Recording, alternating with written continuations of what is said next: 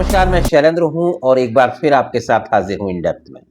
दोस्तों, आज हम इन डेप्थ में बात कर रहे हैं क्या देश में अब सामाजिक और राजनीतिक स्थितियाँ ऐसी बन रही हैं कि 1975 का जेपी आंदोलन और 2011 का अन्ना आंदोलन, इन दोनों से अगर तुलना करें तो क्या कोई तीसरे आंदोलन की तैयारी हो रही है? और अगर हो रही है तो क्या कोई नेता मौजूद है? जैसा कि 1975 में जेपी ने संभाली कमान आंदोलन की और 2011 में अन्ना हजारे ने संभाली। तो ऐसा कोई फेस है क्या? अगर कोई भावना पनप रही है देश में आंदोलन की, सामाजिक आंदोलन की, राजनीतिक आंदोलन की, जो बड़ा दूरगामी परिणाम डाले, तो कोई चेहरा आपको नजर आता है क्या? वैसे भी भारत कह लीजिए या दुनिया में ये दौर लीडरशिप का अकाल का दौर है। लीडरशिप वैसी कहीं नजर नहीं आती दुनिया में। ये लीडरों की एक कमी का दौर है। उस तरह के लीडर पूरी दुनिया में नहीं है जो लोगों को प्रभावित कर सके या एक पूरा आंदोलन खड़ा कर सके, और भारत भी उससे अलग नहीं है। तो क्या ये हमारा सवाल यही है कि अगर स्थितियां हैं राजनीतिक और सामाजिक किसी क्रांति की या आंदोलन की, तो कोई चेहरा है जेपी और अन्ना के बाद जो इसको संभाल सके और अंजाम तक पहुंचा सके? अंजाम से मेरा मतलब है कि 1975 में भी अंजाम ये था कि इंदिरा गांधी हार गई आपातकाल लगाने के बाद, और उसके बाद सरकार बदली। उसके बाद पूरा राजनीतिक समीकरण कह लीजिए या राजनीतिक संस्कृति भारत की बदली। और ऐसे ही 2011 में आप देखिए, अन्ना का आंदोलन जो था उसने ऐसा असर डाला कि कहीं ना कहीं वो कांग्रेस की हार की वजह बना, और मोदी जी सत्ता में आए, उनको कहीं ना कहीं से सपोर्ट मिला उससे। एक जो भावना पनपी उसको भुनाया नरेंद्र मोदी ने, बीजेपी ने। तो ये दोनों बड़े परिवर्तन थे, 2011 कह लीजिए या 1975 कह लीजिए। 1975 का जो अंतर जो माहौल था उसका असर 1977 में दिखा, और 2011 का में जो माहौल बना, जो स्थितियां बनी, उसका असर 2014 में दिखा।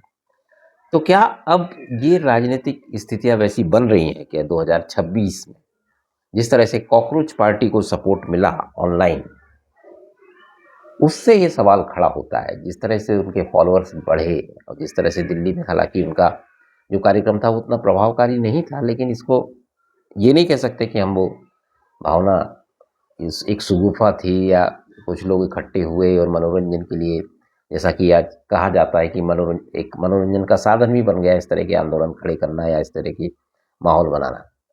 लेकिन एक बात तो है, एक कहीं ना कहीं एक करंट, अंडर करंट तो है जिसको भुनाया जा सकता है, और इसकी बहुत सारी वजह है। अगर हम 1975 और 2011 से तुलना करें तो आप हम समझ पाएंगे कि ये बात सिर्फ नरेंद्र मोदी के खिलाफ गुस्से की या बीजेपी के खिलाफ गुस्से की नहीं। ये स्थितियां बनती हैं जब राजनीति में एक रास्ता पैदा होती है, क्योंकि भारतीय समाज जो है वो मूल रूप से लोकतांत्रिक प्रवृत्ति वाला है। और लोकतंत्र में लीडर्स होने चाहिए जो विरोध की भी बात करे, जो सत्ता में है उसके विरोध में भी एक ऐसा नेता चाहिए जो जनता की बात करते रहे, मुद्दे उठाते रहे। तो वो कहीं अकाल पड़ गया है, इसलिए ये स्थितियां बन रही हैं। नरेंद्र मोदी नो डाउट सबसे बड़े लीडर हैं और उनकी लोकप्रियता चरम पर है। हालांकि सोशल मीडिया में जिस तरह की बातें चलती हैं या कुछ क्षेत्रों में जिस तरह की बातें चलती हैं, उसमें ये कहा जाता है कि नरेंद्र मोदी से जनता ऊब गई है और एक लीडर की तलाश में है। लीडर कितनी जनता उभी है नरेंद्र मोदी से ये तो नहीं कहा जा सकता, हाँ, लेकिन एक लीडर की तलाश दिखती है, क्योंकि शायद राहुल गांधी उसको फुलफिल नहीं कर पा रहे हैं जो जिसकी आकांक्षा जनता को है। और आप पिछले 5-6 सालों में देखेंगे लीडरशिप खत्म सी हो गई है भारत से। बीजेपी के अलावा मोदी जी के सामने जो लीडरशिप थी वो लगभग खत्म हो गई है। ममता बनर्जी के हार के बाद ये भावना और ज्यादा पनपी है कि ममता बनर्जी आखिरी लड़ाका थी, आप कह लीजिए। और ये कहा जा रहा था कि पश्चिम बंगाल में हारने के बाद वो और बड़ी नेता बनेंगी, लेकिन जिस तरह से टीएमसी बिखरी 1-2 हफ्ते में, और जिस तरह से स्थितियां बनी और जिस तरह से वो अकेली पड़ी, तो ये कहना मुश्किल है कि वो उस पोजीशन को या उस स्थिति को पकड़ पाएंगी जो नरेंद्र मोदी के खिलाफ खड़ी हो सके। और उसके पहले तो फिर आप राहुल गांधी की स्थिति देख चुके हैं, दिल्ली में हार के बाद केजरीवाल की स्थिति देख चुके हैं, आप उत्तर प्रदेश में अखिलेश यादव की स्थिति देख चुके हैं, बिहार में आप तेजस्वी यादव की स्थिति देख चुके हैं, यानी कहीं कोई लीडरशिप अब दिखती नहीं है देश में जो आगे बढ़ती हुई नजर आया, जिसको तरफ जनता उम्मीद से देखे। और ऐसी स्थिति 1975 में थी। तो फिर एक अनऑर्थोडॉक्स चेहरा, जो गैर गैर परंपरागत चेहरा है, वो चेहरा सामने आता है। अन्ना माफ कीजिएगा, जेपी नारायणन का, जो कभी कांग्रेस में शामिल थे, फिर सोशलिस्ट कांग्रेस बनाई, और 1950 के बाद से वो सक्रिय राजनीति से बाहर थे। लेकिन समाज में और अपनी नैतिकता और अपनी चरित्र के बल पे उन्होंने इतना बड़ा अपना चेहरा बना लिया कि जब आंदोलन शुरू हुआ छात्रों का 1975 में, तो फिर उनको बुलाया गया एक फेस के तौर पर, और वो उन्होंने एक पूरा जन आंदोलन खड़ा भी किया। और उसकी स्थिति, उनकी सफलता इसलिए कही जा सकती है कि इंदिरा गांधी को आपातकाल लगाना पड़ा और फिर वो हारी 1970। तो ये जेपी की सफलता थी। वो गुजरात हो, चाहे बिहार हो, चाहे उत्तर प्रदेश हो, चाहे मध्य प्रदेश हो, ये आंदोलन बहुत तगड़ा आंदोलन था और इसने देश में काफ़ी कुछ बदला, एक राजनीतिक संस्कृति बदली।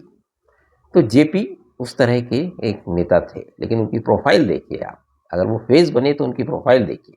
स्वतंत्रता संग्राम सेनानी, 1942 में भारत छोड़ो आंदोलन में भाग लिया। उसके बाद कई सामाजिक कार्यक्रमों में एक अच्छे चिंतक, विचारक माने जाते थे। वो समाजवाद खड़ा करने में उनकी भूमिका थी।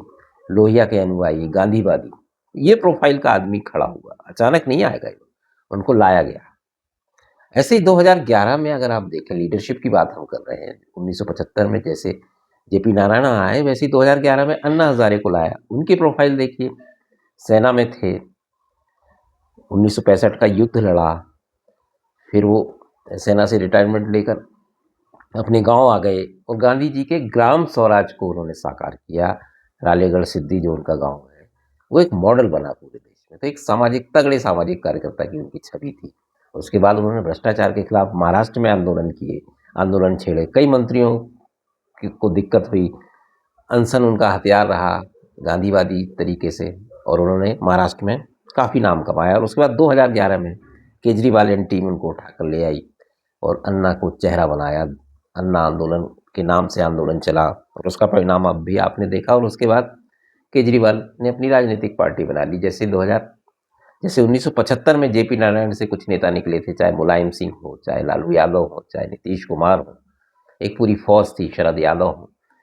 तो वो उसका परिणाम रहा जिसने पूरी राजनीतिक संस्कृति अगले 2 दशक तक प्रभावित की। हालांकि अन्ना हजारे के आंदोलन के बाद केजरीवाल निकले, लेकिन वो लालू, मुलायम या उस पैटर्न में नहीं निकल पाए और वो कहीं ना कहीं राजनीति में फंसे या उसी तरह की राजनीति करने लगे जैसी कि संस्कृति थी, उनका कुछ अलग नहीं रहा। तो ये दोनों स्थितियां हैं। जिस तरह से मैंने बताया जेपी नारायण का बैकग्राउंड, अन्ना हजारे का बैकग्राउंड।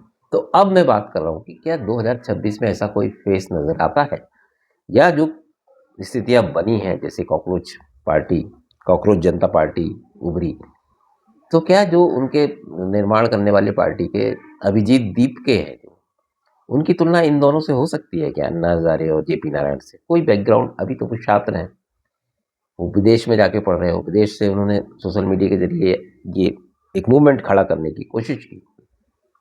तो वही फेस भी ऐसा होना चाहिए जिस पे जनता भरोसा कर सके, जैसे जेपी नारायण थे या अन्ना हजारे। अब ये स्थितियां बन रही हैं, तो ये भी नहीं कहा जा सकता कि ये कहीं ना कहीं फलीभूत नहीं होंगी 1 साल बाद, 2 साल बाद, 3 साल बाद। लेकिन इस तरह के जब मूवमेंट शुरू होते हैं तो अपने आप चलते हैं और अपने आप कोई लीडर आता है। तो क्या कोई लीडर आएगा?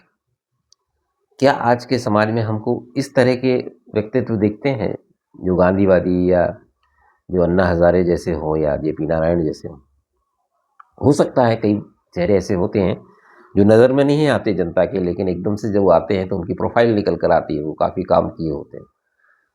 तो क्या वैसे किसी लीडर की ज़रूरत भारत में है? और उसके बाद फिर राजनीतिक स्थितियां बदली। लेकिन इस पूरे सिनारियो में आप देखिए, 1975, 2011 और 2026 की तुलना कीजिए, तो ये बनाई गई परिस्थितियां ज़्यादा लगती हैं। 1975 हो चाहे 2011 हो, उसमें एक नेचुरल माहौल था कि अगर महंगाई थी तो थी। जैसे 1975 में भ्रष्टाचार के मामले थे, छात्रों की समस्याएं थी, महंगाई था, भ्रष्टाचार था, तो वो कल्टीवेट हो गया। 2011 में 2G घोटाले थे और भ्रष्टाचार का लोकपाल बिल लाया गया, नेताओं के खिलाफ काफ़ी गुस्सा थे, तो जैसे तो 1975 में आप कह लीजिए भ्रष्टाचार को मुद्दा बनाया और एक संपूर्ण क्रांति उन्होंने का नाम दिया, संपूर्ण क्रांति का नारा दिया था जेपी ने, जिसमें पूरी संस्कृति को भी बदलने की बात थी, पूरी आर्थिक स्थिति को भी बदलने की बात थी, यानी संपूर्ण परिवर्तन, एक पूरा एक नया कल्चर डेवलप करने की बात थी। वो बहुत बड़ा कॉन्सेप्ट था। वो कितना हो पाया क्योंकि लालू मुलायम और नीतीश कुमार की जिस तरह की प्रोफाइल रही बाद में, उसमें कोई वो समाजवाद दिखा नहीं। ऐसे 2011 में भी एक भ्रष्टाचार नेताओं पर लगाम कसने की बात थी। 2026 में जो अभी फिलहाल सेंटर पॉइंट बनाया जा रहा है वो युवाओं की बेरोजगारी है और ये इसमें दम है। लेकिन इसमें बीजेपी के पास एक तर्क है, अंतर्राष्ट्रीय स्थितियां का वो हवाला देते हैं।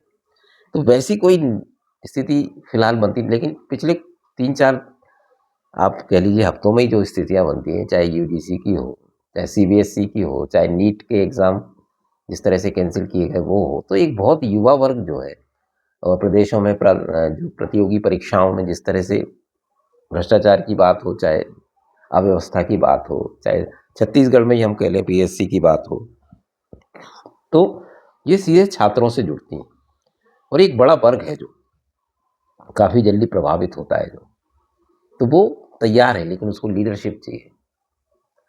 लीडरशिप चाहिए, एक ट्रस्टी लीडरशिप चाहिए जिसका एक प्रोफाइल हो। तो भारत क्या ऐसे लीडरशिप के इंतजार में है? सवाल हमारा यही है। जेपी और अन्ना के बाद आखिर वो कौन सा चेहरा है? वो कहाँ से निकल कर आएगा और देश क्या उसको ढूंढ रहा है? क्योंकि लीडरशिप क्राइसिस के इस दौर में जब तमाम नेताओं की पर प्रश्नवाचक चिन्ह लगा हो, भारत में नहीं पूरी दुनिया में, आप अमेरिका से लेकर बात कर लीजिए भारत तक, लीडरशिप बड़े सवालों के घेरे में।